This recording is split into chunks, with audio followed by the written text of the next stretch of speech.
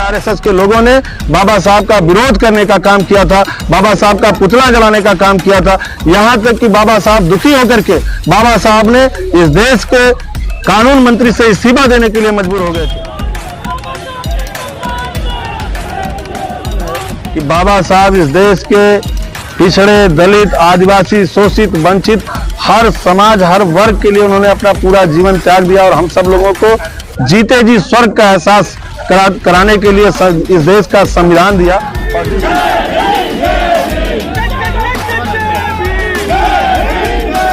सबकी मांग है कि इस देश के गृह मंत्री अमित शाह जी सार्वजनिक रूप से माफी मांगे और भारतीय जनता पार्टी की सरकार अमित शाह जी को मंत्रिमंडल से बाहर करे। बैठक में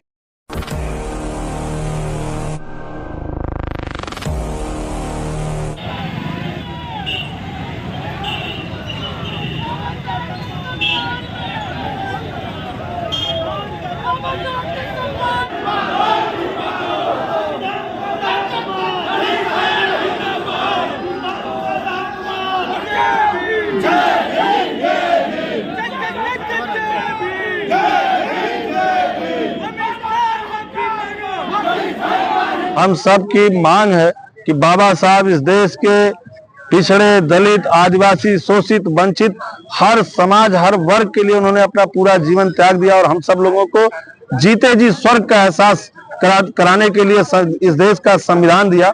और जिस तरीके से अमित शाह जी ने, देश के गृह मंत्री ने बाबा साहब का अपमान करने का काम किया है, हम सब की मांग है कि इस देश के गृह मंत्री अमित शाह जी सार्वजनिक रूप से माफी मांगे और भारतीय जनता पार्टी की सरकार अमित शाह जी को मंत्रिमंडल से बाहर करे।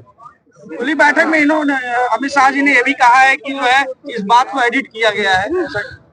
आप सब लोग पत्रकार साथी हैं और सब चीज नेट पे है, लोकसभा की कार्रवाई ऑनलाइन रहती है, आप सब निकाल करके देख लें कि किस तरीके से अमित शाह जी का बयान है। क्योंकि ये सब लोग उसी आरएसएस से निकले हुए लोग हैं कि जिसने जब संविधान लागू हुआ था तो पूरे देश में घूम घूम करके आरएसएस के लोगों ने बाबा साहब का विरोध करने का काम किया था, बाबा साहब का पुतला जलाने का काम किया था। यहां तक कि बाबा साहब दुखी होकर के बाबा साहब ने इस देश के कानून मंत्री से इस्तीफा देने के लिए मजबूर हो गए थे। ये वही लोग हैं। मोदी जी ने भी समर्थन दिया है। कुछ लोग कह रहे हैं कि भगवान का दर्जा उनको दिया है, तो आपको दिक्कत किस बात की है? भगवान का दर्जा हम लोग दे रहे हैं। उन्होंने कहा कि अगर इतनी बार नाम लेते भगवान का तो स्वर्ग हो जाता। हम उस स्वर्ग को नहीं देखे हैं जिस स्वर्ग की अमित शाह जी कल्पना कर रहे हैं। लेकिन जीते जी बाबा साहब ने जो हमें जीने का अधिकार दिया, जो हमें पानी पीने का अधिकार दिया, जो हमें बोलने का अधिकार दिया, जो हमें चलने का अधिकार दिया, हमारे लिए ये स्वर्ग है। हमारे लिए इसलिए बाबा साहब भगवान के बराबर है। वो लोग तो ये भी कह रहे हैं कि और लोगों ने भी बाबा साहब की पहले बेइज्जती करी है, इतना बवाल नहीं हुआ। कब किसने क्या किया हम ये नहीं जानते, लेकिन अब अगर बाबा साहब का अपमान होगा तो उनके सम्मान के लिए हमको जो भी कुर्बानी देनी पड़ेगी हम वो कुर्बानी देंगे और बाबा साहब का अपमान नहीं सहेंगे। विधायक जी, धक्का मुक्की वाला पूरा उनका चल रहा है, भाजपा का क्या कहना चाहेंगे इस पर? देखिए, भाजपा हमेशा दिमाग को डाइवर्ट करती है। लोकसभा में जगह जगह कैमरा लगा हुआ है, हमें आपको बोलने की कोई जरूरत नहीं है। अगर इस तरीके से कोई बात है तो कैमरा निकाल के देख लेना चाहिए। संभल में जो हुआ अभी, क्या आपकी राय संभल में? पूरे देश के अंदर ये लोग सिर्फ हम लोगों को बांटना चाहते हैं, लड़ाना चाहते हैं, देश के सौहार्द को बिगाड़ना चाहते हैं।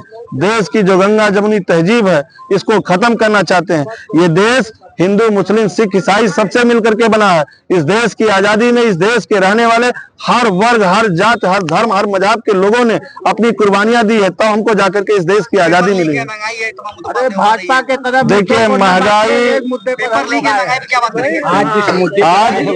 आज जो है, देखिए पूरे देश का नौजवान, किसान, व्यापारी सब परेशान है। ये सरकार हर मुद्दे पे फेल है। इसीलिए ये जो इनके मन का जो बात है वो इनके जबान से निकल रहा है।